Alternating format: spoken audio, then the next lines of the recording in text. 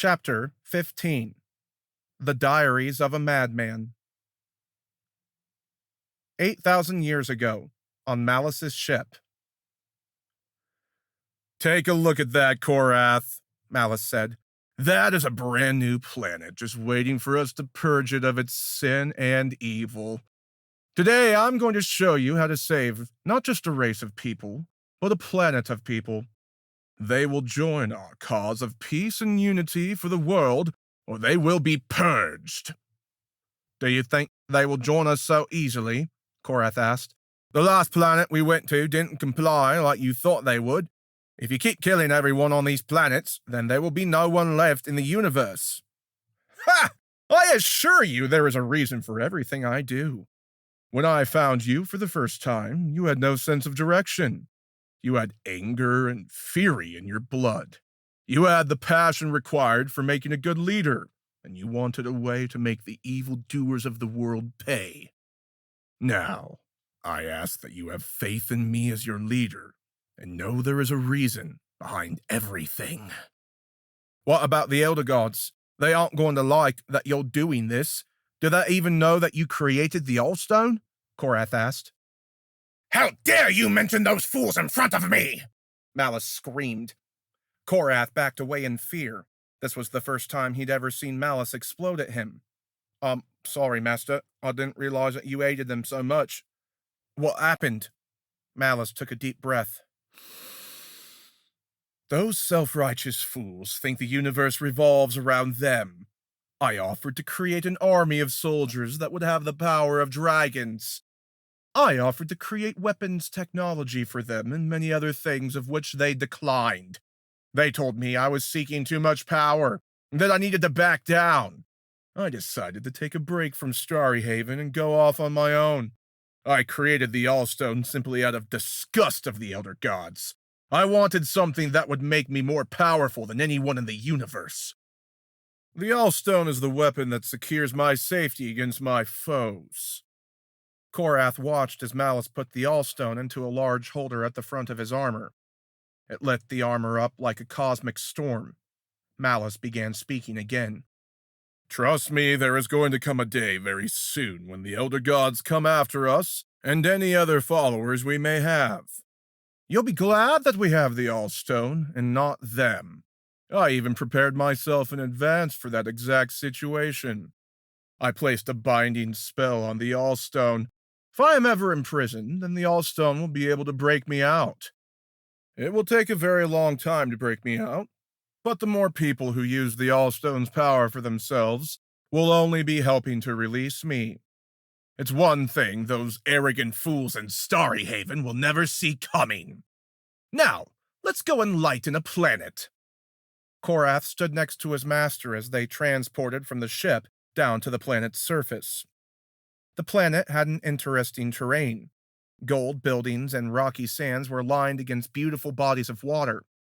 It didn't look like anything Korath had ever seen in his days. "What is this place?" he asked. "This planet is Gamma 5, Malice said. "It's a planet full of futuristic technology and people. They consider themselves to be above everyone else in the universe. Annoying little pricks is what they are. Would you like to go meet the king of this world?" "All right," Korath said. He followed Malice to the tallest building near them that looked like a 10-story high castle. It glimmered with silver and gold sparkles and reflected anything near it. Once in front of the castle, a couple robots with face shields came up to them. "I am Gambot 55, direct counsel for King Spaldon.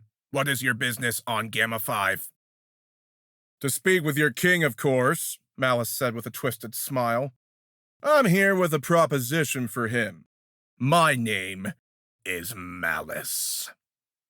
"Very well then," 55 said while holding out a pair of glowing blue handcuffs. "You will both have to wear these before being allowed into the castle." Malice scoffed, but Korath willingly held out his hands. He didn't want any confrontation to start yet. Every time he went somewhere with Malice, someone ended up dead in the first few minutes. Best to try and avoid any unnecessary confrontation if it could be helped. Korath followed Malice and 55 through the arching halls of the castle. Even with how high they were, he still couldn't get over the fact that Malice's head nearly touched the ceiling, and it had to have been at least 20 feet high. He never realized that his master was that tall. Gambot 55 stopped at a pair of double doors at the end of the long hall. This is it. You may both enter now. Korath followed Malice into the large room. The king was waiting for them on his throne. "Welcome to Gamma 5, Spaldon said. "What brings you to my lovely home?" "I have come here with the hope of offering you a deal. Something that could bring peace to your world for all eternity," Malice grinned. "Interesting," Spaldon said, his brow furrowing.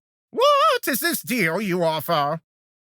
"It's simple," Malice said sharply. "You join me and swear allegiance to my side. In return, I will offer you great power and riches for your planet for all time." Spaldon stood from his throne, his mouth twitching. "I'm going to have to decline that offer. My people have everything they could possibly need already, and I don't like the idea of owing my allegiance to anyone." Spaldon motioned to the door. "Thank you for the offer. I think you know your way from here." Korath could sense the energy around Malice building. He knew whatever was coming next wasn't going to be good. Spaldon began walking past them to leave, but Malice put his hands out to block him. "It's funny that you thought you had a choice in the matter, King Spaldon." Malice broke the cuffs in one fluid motion, dropping the remains to the ground. Korath felt a slight sting as Malice crushed the cuffs on him as well. "I don't like people like you, Spaldon." Malice started pushing him toward the window behind the throne. "Kings who think they are better than everyone else irritate me." Malice grabbed Spaldon by the throat and began squeezing until the king's face turned white and he started choking. "Any last words before I destroy you?" "Piss off!" Spaldon sputtered. Malice laughed before throwing Spaldon through the window to fall to his certain death. "Come on," he said to Korath. "I'm going to show you the true power of the Allstone now." Korath jumped out the window after Malice and landed on the ground. The dead king was sprawled out with his bones protruding from his neck and chest. Malice tapped a couple buttons on his wrist gauntlet, and the suit powered up. Colors of the cosmos flooded the armor, and Korath couldn't believe what he was witnessing. "What are you planning on doing, Master?" Korath asked. The memory of his father's death was still pretty fresh, and he didn't like the thought of killing people if it didn't have to happen. "I'm going to bring this planet to its knees," Malice stated. "Maybe then they will appreciate it when a god offers them a perfect life." "Do you need to kill them all?" Korath asked. "Isn't there a way we can spare this planet? Maybe I can put them in a virtual world with the Gamma Staff. That way, they will be here when you need them, if the time comes, and they will get to live." Malice grunted.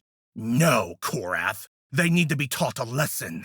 They need to understand what happens when they don't join me. The only way I'm going to bring peace to this universe is if everyone is with me. I can't take the chance of someone trying to take me down in the future." Alarms were blaring in the distance, and a large army of soldiers were marching toward them. Korath knew that this world would probably end up turning into another bloodbath, so he took out his Gamma Staff. He immediately pointed it at the charging army, covering them with purple energy. In only a few moments, the charging army had stopped and began looking up at the sky. Korath smiled to himself. He was sure that he could save a few lives today by trapping them in a fake reality instead of letting Malice wipe them all out. However, Malice wasn't looking happy in the slightest. "Why did you do that, boy?" Malice roared. "They were mine for the taking." "Because, Master," Korath said indignantly, "I want you to see there are other ways of teaching people a lesson. Instead of killing them, I'll place them in an infinite loop of their worst nightmare. Once they figure out how to break out of the reality, it will be too late. Their souls will have slowly drained away from them and into my staff. They will come begging to have their souls given back to them and will pledge their loyalties then. Malice paused for a moment before replying. Very well, then. I will allow you this one time to do it your way, but I assure you that you will see very soon why I do things the way I do. Simply put, you are in for a large surprise. If you knew the things I did about the future, then you wouldn't be so naive. You're from the future? Korath asked with increasing interest. Yes, I am, Malice said, a weird glimmer in his eye as he looked off in the distance. He never told me he was from the future. Maybe he does know something important that he can't tell me for important reasons. I'll just have to have faith that he's doing this the right way. Korath's attitude changed after that day. He felt better about allowing Malice to do things his way. One day soon, he would understand why. 3,000 years ago, on planet Nalmec. Korath ducked out of the way from an incoming sword. He and Malice had been running from the Elder Gods for the last 10 years and trying to stay 10 steps ahead. It hadn't been working out very well. Every planet they went to, there seemed to be one or two Elder Gods waiting for them. How did they know where to look every time? It didn't make any sense. Today, he and Malice intended to find out. Korath was battling the Elder Goddess Lorandal, while Malice was battling Elder God Dengriel. These two were by far the strongest that he and Malice had ever faced over the last 10 years, and for once, he was worried they might not get away. This time was a rare instance for Korath, as he would be the one to save Malice. Usually, he was always trailing behind and getting his ass kicked, but not today. He grabbed Larendal by the throat and put the glowing pink crystal of his staff to her face. Malice was on the ground under Dengriel's sword and laughing. What is so funny? Dengriel asked. Oh, just the fact that you two are in way over your head. Malice spit some blood up. Do you even know why you've been hunting Korath and me? Has Infinity or the Supreme Elder God told you? Or are you just blindly following orders like you always have been, brother? Dengriel backed up a few paces, allowing Malice to stand. That's what I thought. I would like to know why I'm being hunted. Perhaps I should take a quick trip over to Starry Haven and find out. Hey, brother! Stay out of our home, beast, Larendal shouted. You're not welcome there anymore. Korath brought the glowing gem closer to her face, making the skin boil. Shut your mouth, woman. You show Lord Malice some respect. The ground began shaking and cracking. Power beyond Korath's imagination was coming from Malice and separating the ground. Korath dropped Larendal and jumped to Malice's side. So long, brother, sister, Malice called. I will perhaps see you in Starry Haven someday soon. Korath watched the two Elder Gods become smaller as they ascended toward the Dragnaught. The thoughts in his head were becoming clearer about what was going to happen when they got to Starry Haven. He cleared his throat. So, Master, I do want to know one thing, Korath said. When we get to Starry Haven, what are you going to do? I know how much you hate them all, but do you have a plan in mind that doesn't involve mass genocide? Or worse, your capture? I'm not worried about any of that happening, my child. If I do get captured, I have you to break me out. I've prepared you for what to do in that situation. Have a little faith that things will go our way. Malice smiled. I do trust you, Master, Korath started. But I do need to ask one more thing.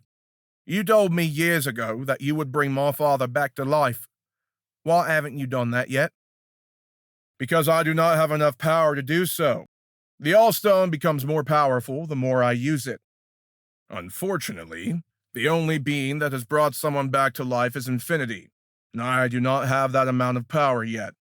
I promise, as soon as the Allstone is fully powered up, I will bring your father back with my first act. You have my word. Korath relaxed after hearing those words. It eased his mind to know that his master was still going to stay true to his word. "We have arrived," Malice said. "Welcome to Starry Haven." Korath looked out in space, and his eyes opened wide. Seeing the planet for the first time was incredible. Even from a distance, he could see the glowing stars surrounding the planet. They were so bright that it created a wall of energy around the planet. It was truly a beautiful sight to behold. Korath stood next to his master so that they could be transported to the planet's surface. Once on the surface, Korath wasn't surprised to see the entire group of Elder Gods standing in front of the main castle. None of them looked pleased to see their brother, and he was slightly afraid for his life. "I see you have come back home, brother," Escanor stated. "Why have you come back? You know you are no longer welcome here. We warned you of the consequences of what would happen if you went off on your own and caused havoc. You have murdered millions of countless innocent souls. And for what? Because they wouldn't follow your fool's errand? You have left us with no choice but to kill you." Malice barked with evil laughter. "Do you truly believe in your own delusions that much, brother? You are the hypocrites. I left this shithole of a planet because of your inability to see reason. I offered to build you an army of unbeatable warriors. I offered to create technology to help you, and you spat in my face. Well, now I have more than enough power to take you all down." The army of Elder Gods screamed, and Korath knew bad things were about to happen. He understood now why his master hated them so much. They weren't even willing to have a polite conversation about anything. They simply wanted him dead. Korath pulled his staff out as Malice charged up his armor with the Allstone. They began charging at one another. Korath went after a few Elder Gods closest to him and engaged them in hand-to-hand combat, while Malice was building a wall of multicolored energy in his hands that were cupped together. The ground began cracking and shifting, as if Korath was watching the world split apart and reshape itself. The energy Malice had in both of his hands was causing lightning and energy to rain down from the heavens, and it was striking hundreds of the Elder Gods. One by one, each of the Elder Gods hit began glowing brightly and exploding into particles of dust. Escanor screamed with rage. "How could you, Malice? You murdered hundreds of your brothers and sisters. And for what? Revenge?" Korath stepped away from the few Elder Gods he had been fighting that were now screaming and breaking apart. He still couldn't believe that the Allstone had been that powerful when it wasn't even fully charged. He stepped back as Escanor, Edoth, Zephyroth, Gorsa, Markon, Katarina, and the Supreme Elder God Saldamon were coming straight for him and Malice. "Get behind me!" Malice snapped. Korath got behind his master with no questions asked. He wasn't experienced enough, nor strong enough to take on that many Elder Gods at once. But he was sure that Malice could. He would remain as backup if needed. Korath didn't realize what would come next would be the changing factor in his life that would turn him into who he was going to be. He felt like he was watching everything happen in slow motion. The 7 remaining Elder Gods who were still alive were throwing attacks in unison at Malice, yet his master was holding his own, until he wasn't. Without even realizing it was happening, Korath had opened his hands to catch the Allstone that Malice had ripped out of his armor and thrown at him. At the same time, the sky split in half with darkness and blinding light. 2 large faces could be seen glaring down at Malice. It was Divine Infinity and Darkness. Supreme Elder God Saldamon had called them while in the midst of battle, apparently. Their large hands were reaching down from the sky, aimed at Malice, whose armor was being chipped away piece by piece from the battering of attacks coming his way from the 7 Elder Gods.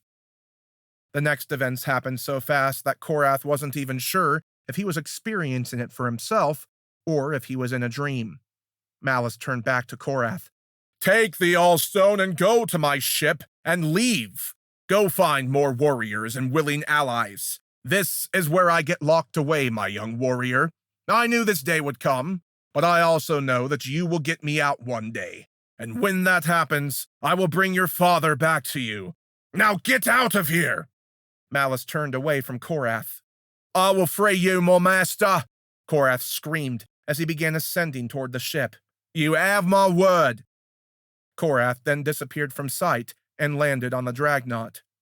He set the Allstone into a large dragon statue in the common room and typed the coordinates into the navigation system. He thought he would head back to the planet Gamma 5 and make it his base of operations. He clicked the option for fast travel on the navigation panel, and the ship shot away from Starry Haven faster than a shooting star. Korath thought about visiting his mother before going to Gamma 5, but he figured she wouldn't want to see her son as an intergalactic space pirate. Someone who had been conquering planets and killing people isn't someone his mother would want anything to do with. Perhaps someday, he thought to himself, and then sat down in the large throne chair to await his arrival to Gamma 5.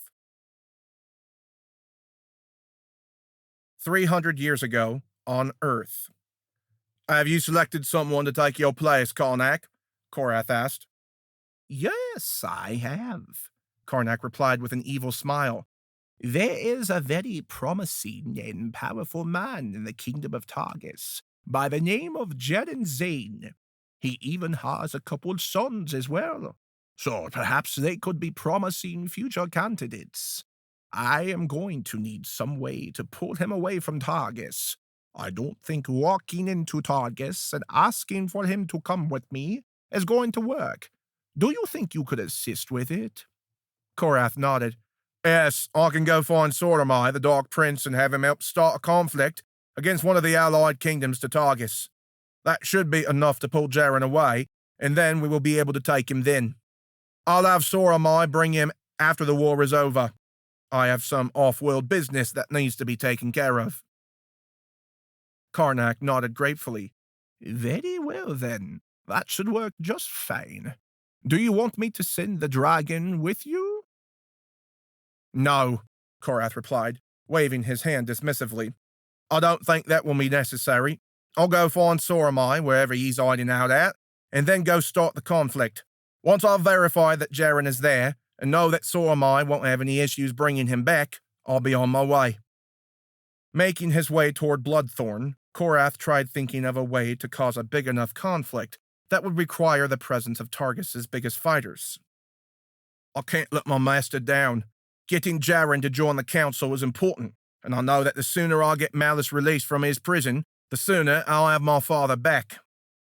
Opening a portal, Korath walked through, immediately getting hit in the face with a thick mist.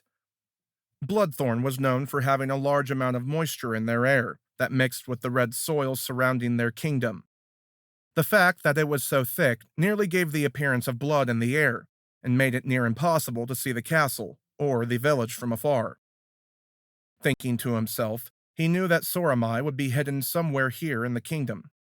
The last time they'd been in contact was before they all had been scattered by the Blazing Sun warlocks, and Soramai said he'd be found here. It was somewhat surprising to Korath that the Dark Elf Prince wouldn't want to rule his own people, but he wasn't going to spend all day pondering on it. Pressing forward with purpose, he walked through the red, misty air until he could finally see the castle in sight. Dark red stone cascading with black rocks and windows stood before him. It was probably the weirdest-looking castle he'd ever seen, and he'd seen a lot on Earth. Nearing the edge of the castle, he looked over to find Soramai kneeling by the lake, looking up at the sky.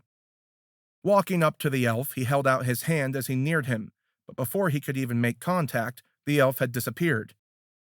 Feeling pressure build at the center point on his back, he turned slowly to find Soramai behind him with an elven dagger, pressing against his skin. "What are you doing, you imbecile?" Korath hissed as he gave Soramai a piercing stare. "We're on the same side. Would you mind putting down the knife?" Letting out a low breath, he turned around fully once he felt the knife retract.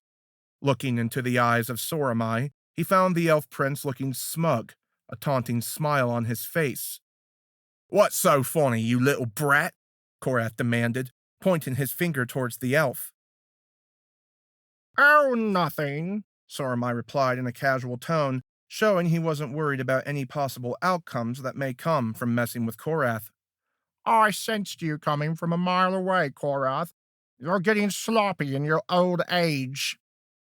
I don't understand how any of your elf crap works, and I don't really care. Korath pointed to his staff and showed to Soramai. I think you might forget from time to time what kind of powers I possess. I could have easily killed you if I wanted to. Think twice about coming up behind me with a dagger. Soramai twirled the dagger in his hand a few times before stowing it away and laughing. Oh, fine, Korath. You don't have to be so serious all the time. It's good to let yourself have some fun every once in a while. One of these days, you and I should have a proper fight. See who's strongest. I think we already know the answer to that, elf, Korath replied in a serious voice, continuing to be irritated by the joking banter from Soramai. No, I don't mean with your precious staff. The elf pointed directly at Korath. I mean, just you and me, hand-to-hand combat. Neither one of us have magic abilities, only strength and intelligence.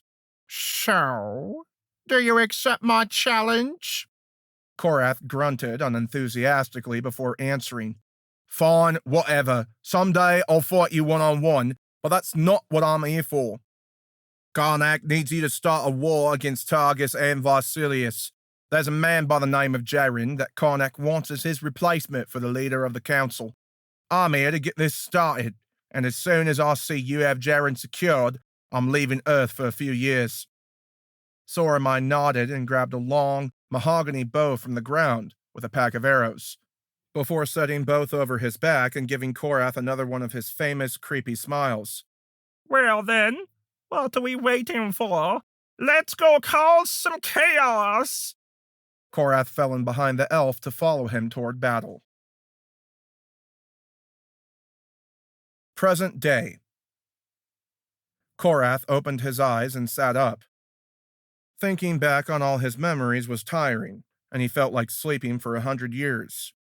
He couldn't think of anything that he had done up to this day that would sanction his master to throw him away like trash. He knew it must be Malice testing him. That's the only sound explanation he could think of. Korath opened a portal to Gamma 5 and walked through. Immediately, he was greeted with all of his Gambots and a few of his higher generals. Korath continued to let his rage fuel him. He was going to prove to Malice why he was still worthy. One thing he still couldn't understand was how he let a child manipulate and deceive him. That is no way that Elias should have been able to trick me like that. I was so distracted by the thought of my mother at the initial moment he offered to come with me that I let everything else go. I let my guard down, and I will not do that again. I'm going to teach every single person in Targus a lesson. Korath tapped the Gamma staff on the ground 3 times, sending a chime throughout the land. It echoed off of every building, tree, and mountain. Groups of people who had been trapped in fake realities were now piling in behind the generals and the Gambots. Korath held his hand up to silence everyone. You are now free from my prisons. You are going to come fight with me to destroy Targus and take more followers for Lord Malice.